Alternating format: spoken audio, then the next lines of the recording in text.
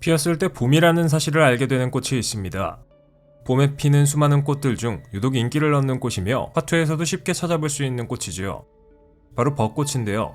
우아하고 감성적인 아름다움을 상징하지만 짧게 피고 그 꽃이 모두 떨어지는 덕분에 덧없는 인생의 무상함을 의미하기도 합니다. 3월 말에서 4월 초가 되면 흐드러지게 피어나는 벚꽃에 숨은 역사와 재미있는 사실들은 무엇이 있을까요?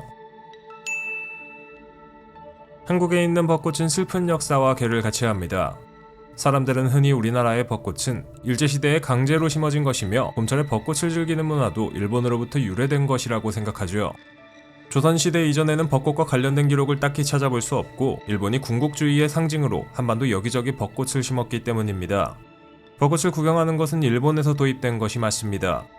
일본에서는 벚꽃이 필 때 꽃 구경을 가는 걸 하남이라고 하는데 풀이하자면 말 그대로 꽃을 본다는 뜻이죠. 일본에서 헤이안 시대부터 시작된 이 풍습이 20세기 초 우리나라에도 들어온 건데요. 하지만 한국의 제주도에서 자생하는 벚꽃이 1908년에 발견된 기록도 있으니 한국에 심어진 모든 벚꽃나무가 일본에서 들어온 건 아니라고 할 수 있습니다. 아마 이걸 궁금해하시는 분들도 있을 겁니다. 일본에서 벚꽃이 진짜 자라난 걸까요? 정답은 아닐 수도 있다입니다.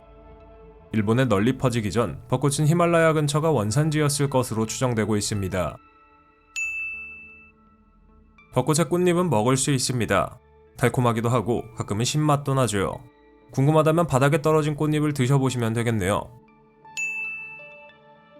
한국과 일본을 포함한 아시아 지역에만 벚꽃이 있을 거라고 생각하시는 분들도 계시겠지만 사실 벚꽃은 전 세계에 널리 퍼져 있습니다.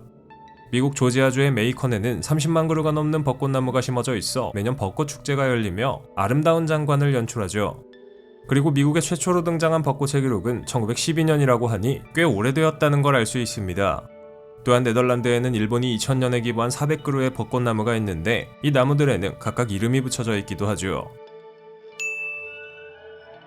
벚꽃나무는 100개가 넘는 품종이 있는 것으로 알려져 있지만 전 세계의 벚꽃 중에서 가장 널리 퍼져 있는 품종은 바로 일본의 소메이 요시노입니다.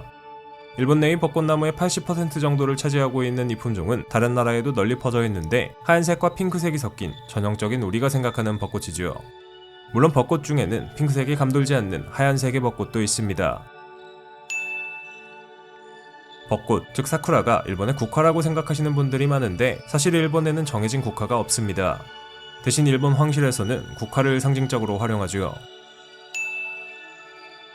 사람들이 나무를 심는 이유는 일반적으로 거기에서 나오는 열매를 먹기 위함입니다. 하지만 우리는 벚꽃나무에서 열리는 열매를 따먹을 생각은 보통 하지 않습니다. 즉, 기능이 아닌 장식의 역할을 하는 셈이죠. 벚꽃나무의 수명은 꽤 짧은 편입니다. 일반적인 벚꽃나무는 16년에서 20년 정도만 살아남을 수 있습니다. 하지만 일부 종은 훨씬 더 긴 수명을 가질 수 있죠. 최대 250년까지 살아남는 나무도 있다고 하니 모두 생이 짧은 건 아닌가 봅니다.